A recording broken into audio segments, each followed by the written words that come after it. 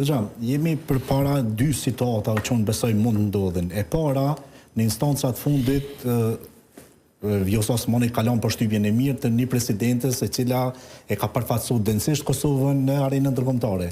E dyta, nëse shohim në një mandat tjetër 5 vjeçar, mund të themi saktë se as kurti, as një kusht tjetër nuk ja ka bërsh që ta zgjedh dikën për një mandat tjetër 5 vjeçar. Do të thotë nuk ja ka bërsh. Po megjithatë unë po besoj që në momentet e fundit, nëse nuk gjendet një emër tjetër, atëherë Vjosa Osmani do të jetë presidenti i Kosovës.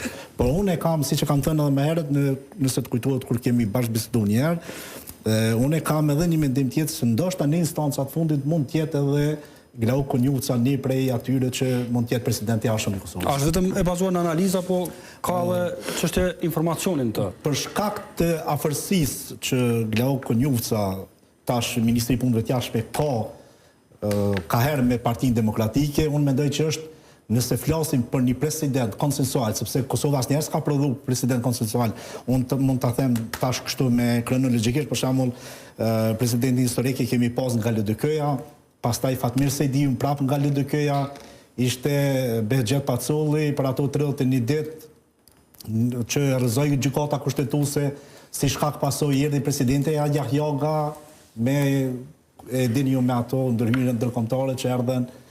Pastaj zoti Thaçi ishte prej PDK-s, erdhi Vjosa Osmani prej koalicionit Vetëvendosje Guzo, kështu që asnjëherë s'kemi prodhuar president konsensual. Tash Glauk Konjuca do të jetë konsensual, mendoj. Unë po e them konsensual brenda prej cilës partii? Brenda, për atë thashun mund të jetë një farë lloj konsensusi politik për mos prodhuar zgjedhje të reja. Ku është pastaj nëse zoti Konjuca bëhet president, edhe pse s'kam asgjë kundër, t'ju them drejtën.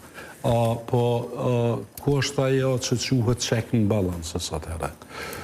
Kjo po i bie që komplet fuqia politike po i shkon një partije politike. Cili është kuptimi i sistemit ton parlamentar atëherë? Cili është kuptimi i daljes në zgjedhje atëherë? Cili është përfaqësimi i këtij 49%-shit? Ky është një defekt i cili neve na ka përcjell vazhdimisht. Po pse duhet merr viktime e atij defekti për shkak se ka dëshirë zonja Osmani dhe zoti Kurti apo nuk jemi viktimë se na të dy të kanë përfaqësuar mjaft mirë, ne kemi pasur më herët zonja Osmani kur flasim për përfaqësimin e saj.